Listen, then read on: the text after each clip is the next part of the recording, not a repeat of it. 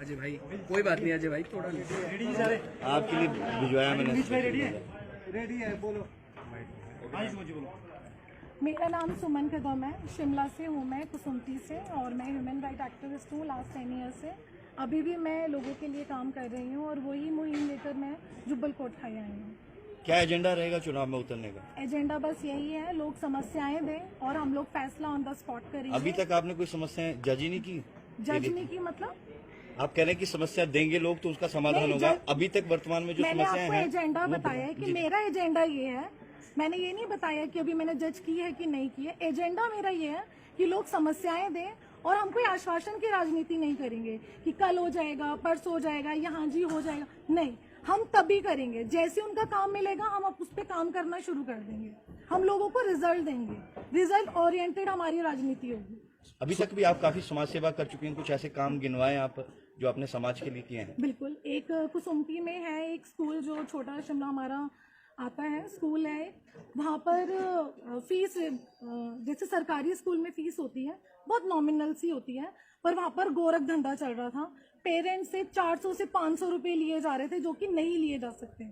मेरे पास ये जब कंप्लेंट आई तो हमने कोई तकरीबन स्कूल के जितने भी स्टूडेंट्स हैं उनके वो पैसे वापस करवाए कि 300-400 रुपए के हिसाब से वो मेरे ख्याल लाखों में बैठ रहे थे।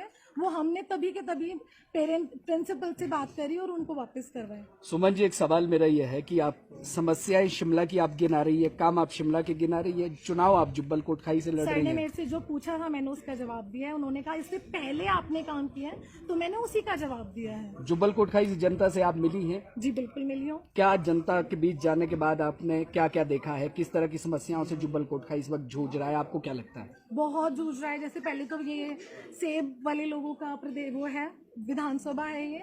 यहाँ पर बागबानों की बड़ी समस्या है कि उनको पेमेंट नहीं मिलती है टाइम से, कि जैसे उन्होंने दिया तो उनको 3-3 महीने के चेक दिए जाते हैं।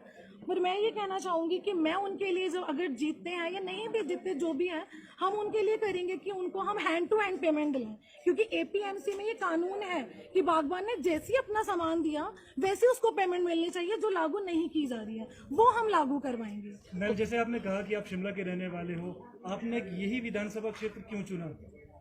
ये भी शिमला का ही पार्ट है। जैसे अगर मान लीजिए मैं शिमला में रहती शिमला हूँ, में ऑलरेडी मैम शिमला ग्रामीण, कसुमती और शिमला शहरी 3 विधानसभा चुनाव क्षेत्र है। जी, तो आपने जुब्बल कोटखाई की ओर ही रुख क्यों किया? वहाँ इलेक्शन नहीं आए थे, अभी इलेक्शन यहाँ आए हैं तो यहाँ से लड़ रहे हैं। अब मैं कोई इलेक्शन कमीशन तो हूँ नहीं, या मेरी कोई बहुत ज्यादा वो तो है नहीं मैं कहूँ जी वहाँ के सिटिंग एमएलए को आप प्लीज सस्पेंड करिए, कुछ उतारिए, क्योंकि मुझे चुनाव लड़ना है, ऐसा नहीं है। क्योंकि मेरे को यहाँ पे अनाउंस हुए तो मैं यहाँ चली आई और मैं यहीं रहूंगी जब तक मैं जीतूंगी नहीं।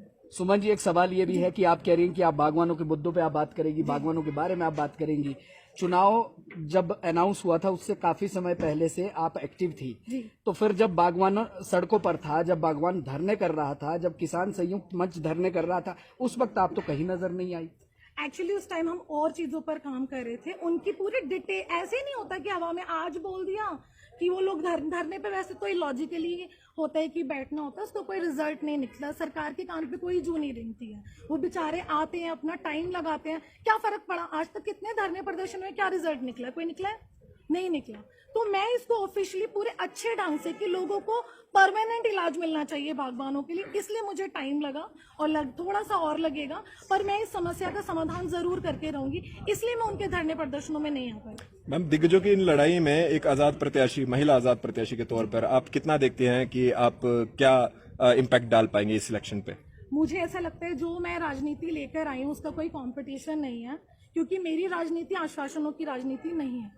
मैं कह रही हूँ कि आप समस्या दीजिए, आप समस्या जब तक हम सॉल्व नहीं करेंगे आगे कैसे बढ़ सकते हैं? तो जब अगर मैं मान लीजिए अगर मैं किसी के घर गई, उसकी कोई समस्या है और मैंने सॉल्व कर दी, तो मुझे नहीं लगता मुझे उससे दोबारा वोट मांगने की जरूरत पड़ेगी, उसके वहां कैंपेन करने जाने की। मैं लोगों का दिल जीतना चाहती हूँ, तो मुझे नहीं लगता यहाँ कोई हमारा कोई कंपटीशन है। चाहे कितने भी दिग्गज हो, मुझे नहीं लगता। दिग्गज तो दिल्ली सरकार, वहाँ पे दिल्ली में भी थे वहाँ पे भी दिग्गजों का हटाया गया है, सुपड़ा साफ किया गया है और एक अच्छी सरकार बनाई गई है।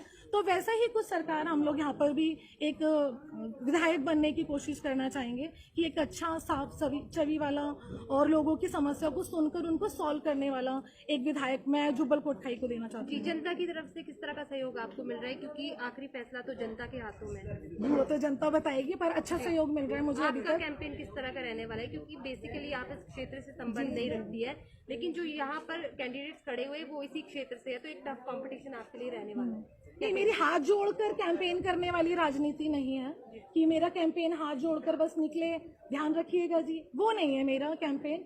मेरा कैंपेन अभी भी वही रहेगा, मैं डोर टू डोर जाऊंगी, चाहे मुझे दिन में 10 घर करने को मिले, मैं उन्हीं घर में जाकर काम करूंगी जब तक उनकी समस्या सॉल्व नहीं हो जाएगी।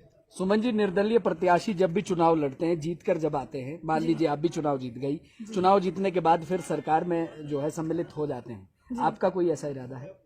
ऐसा तो कोई इरादा नहीं है अभी। तो बिना सरकार के फिर विकास कैसे होगा? वो करके दिखाएंगे हम कि एक आम, मैं ये नहीं कहती कि एक वकील में या एक पुलिस वाले में या एक IAS में बहुत पावर होती, कॉमन मैन में भी बहुत ताकत होती है। हमारा कानून बहुत अच्छा है और मैं उस कॉमन मैन की तरह ही काम करके दिखाऊंगी, कानून के थ्रू काम करूंगी और करके दिखाऊंगी कि बिना सरकार में रहे भी काम किए जा सकते हैं। धन्यवाद मैम। जी धन्यवाद। Thank you.